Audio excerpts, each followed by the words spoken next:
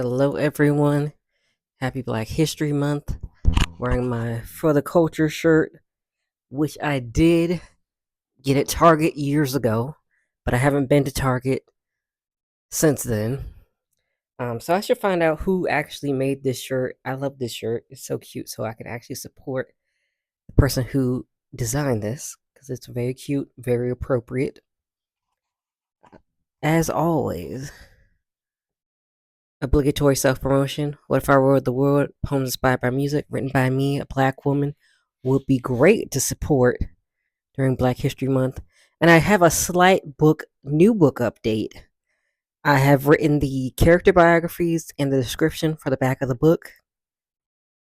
And I have outlined the first 5 chapters. I probably shared that I outlined the first 5 chapters like a while ago. But I am giving myself a goal to complete the first chapter by the end of this month. And then I'm going to try to ramp it up to really push myself, you know. I don't know how big the book is going to be, so I have 5 main characters. So that's at least going to be, if I give them all 2 chapters, at least 10 chapters. I think I gave them all 30 pages. I have to look at my outline again once I start writing, but definitely trying to push myself towards that. And speaking of writing, we're here to talk about this book, 300 prompts, 300 prompts for Black writers that cannot talk today. It's a writing prompt book by Stephanie Gadlin. I definitely said her name wrong in my short video. And so we're going to go over the instructions it gives you. I don't remember if I did this before, but when I did the video before, because I can't even find the writing, like shaking my head at myself. But I'm going to read the instructions, like how to use Nomo writing prompts, or is it Nomo? It has 2 M's, so I feel like it should be Nom Mo. We're gonna go with Nomo. But Nomo's creative writing prompts are a fun and stress-free way to jumpstart your creative writing experience and get through writer's block. Our prompts are created with Black writers in mind. Some are fun, some are silly, some may be challenging, all designed to get you out of your head in writing. With just 15 minutes a day, you will develop writing discipline and work toward building a catalog of creativity and that you can use later as a springboard to a new and wonderful work of literary art. So that's the description, and then how to use it. Grab a notebook and your favorite pen or pencil, which is what I did. Find a quiet and comfortable place to write. Set a timer for 5 minutes. Sit quietly, breathe deeply, and release the cares from your mind. Now set your timer for 10 minutes. Pick a random number between 1 and 300. Set the timer, locate the prompt, and start writing. Whatever comes to mind. Uninterrupted. Just write, even if you can only think of one word, which I'm like in 10 minutes, you can't think of more than one word. But, they say to be open-minded. Remember, there is no right or wrong, even though I feel like 10 minutes you could think of a couple words at least. But there is no right or wrong, technically. Just be free to create. No one has to read it, and you don't have to share it with anyone. I'm sharing it with you all. Vow to do this process all over again tomorrow. After one full week of writing prompts, spend 30 minutes reading your entries aloud. Determine if there's a spark for your next literary project. So that's the instructions. So for the first 2 prompts, I did do that.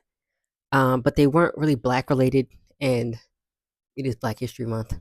So I was like, well, I'm going to do it the first 2 times, and then I want to do 4. And then gonna pick 2 Black centered prompts for the last one. And as you can see, you can't write in the book, so you do need another notebook or your phone.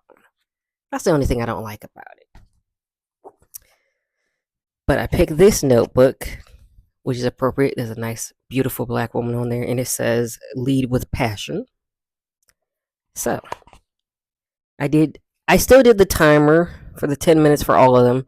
I did cheat for the last 2 prompts, but the first 2 prompts I didn't. So I'm going to share those first.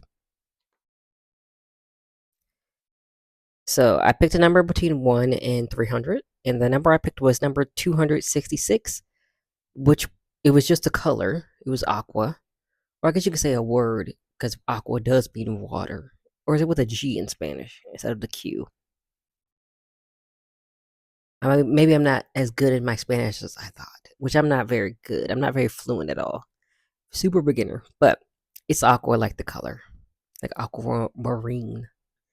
So here's what I wrote.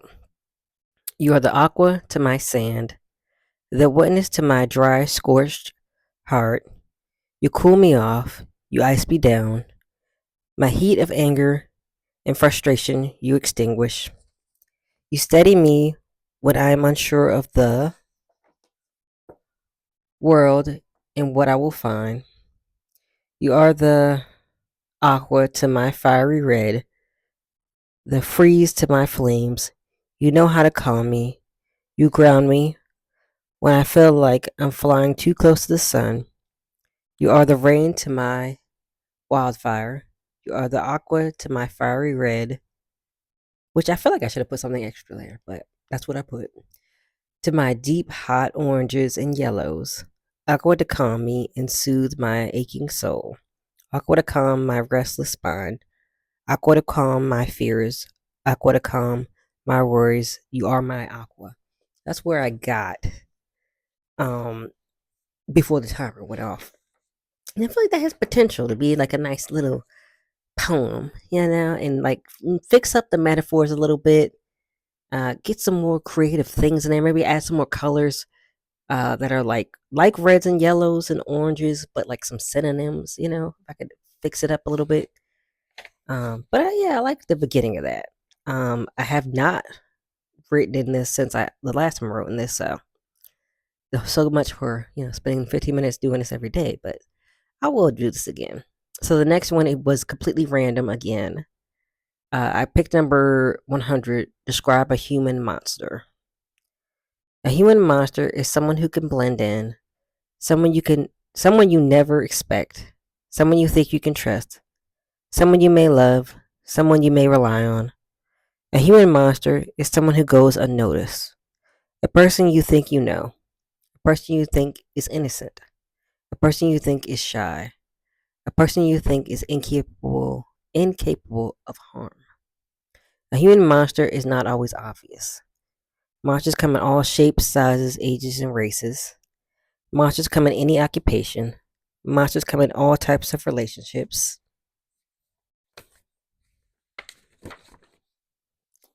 Monsters come in any way they can. A human monster takes advantage of anyone and spares no one. A human monster takes everything and gives nothing in return. A human monster destroys and never builds. A human monster kills and never gives life. That's how far I got before the timer went off. I feel like this also has potential because I thought about like what do we consider like a monster, and I felt like like serial killers, people who are abusive as parents in relationships, stuff like that. So yeah, that also has potential, poem potential. I feel like all these, besides the last one, is kind of all have poem potential. So I did cheat a little bit. I still did the timer and everything, but I picked number one, the first prompt in the book, Black is Beautiful. Because I was like, these ain't Black history related or Black related that I'm randomly picking. So I was like, I'm going to have to actually pick something. So here it goes. My Black is beautiful, not because it's vain, not because it's prideful, not because it's boastful, not because it's better, just because it is. Despite what the world may say, despite what the world may say, my Black is beautiful because I exist, because we still exist. No matter what we've been through, I have a typo as always. We're tired of surviving and not thriving. Is a video without a typo? Here we go. Our Black is beautiful. Others try so hard to dim our lights, so it is true. If not, then they would leave us alone. Our Black is beautiful and powerful. Why oppress what is inferior? Think about that. Why harass what is beneath you? Yes, our Black is beautiful. Dark skin, light skin, midnight skin, fluorescent skin. We're Black. And our Black is beautiful. If I, once again, typo. If I was reincarnated, I want to be black again. I still take the struggles, but I have the soul. I still take the sorrow, but I'd have the spices. Our black is very beautiful. We don't have to be oppressed, but they hate our shine. Our black is beautiful, and they hate us for it. So that one I feel like that. I could add a little bit more, but I feel like that's pretty good. That's pretty well rounded, and good for Black History Month because our black is beautiful.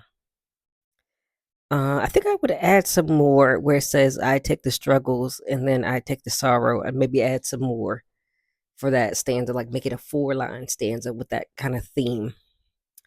And then also when I was doing the dark skin, light skin, all that stuff, I was thinking about that quote by T.S. Madison that Beyonce put in her song. Um, what song was it? Cozy, where he's like dark skin, light skin, fluorescent beige, bitch, I'm black. That's what I was thinking of when I wrote that. All right, and then the last prompt I did was number 27. Add a scene to the movie The Color Purple. So this one, I just kind of laid out the scene. I didn't really like write it out as if it was dialogue. Um, I just kind of laid it out. I just described it, what I would add. So I would add a scene where they cut to Suge coming back from her last boyfriend. She would apologize to Celie and tell her how much he loves her.